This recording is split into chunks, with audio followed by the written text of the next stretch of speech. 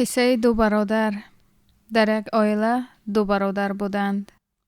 بعد ختم مکتب میانه برادر خردیش به دانشگاه اسلامی داخل شد و برادر کلانیش به دانشگاه طبی.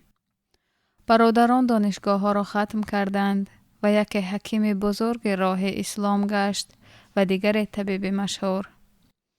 یک روز حکیم برای طبیب قرآن تحفه کرد و گفت از درس های این کتاب در زندگیت استفاده بر.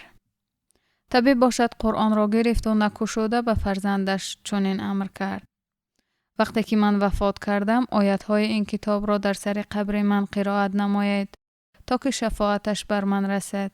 حکیم از این رفتار برادرش با خبر شد و غمگین گشت. روز حکیم بیمار شد و برادر طبیبش برای عیادتش آمده با او یک چند داروها را تقدیم نمود و گفت: از این داروها استفاده بر تا شفا یابی.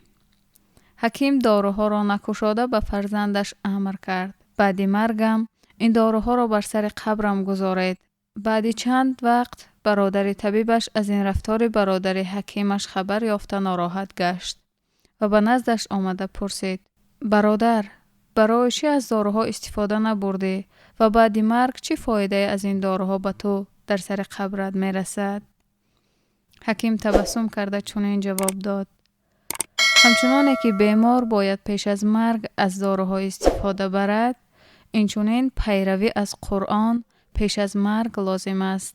سخن حکیم برای طبیب درس شد تا که قرآن را برنامه زندگیش قرار بدهد.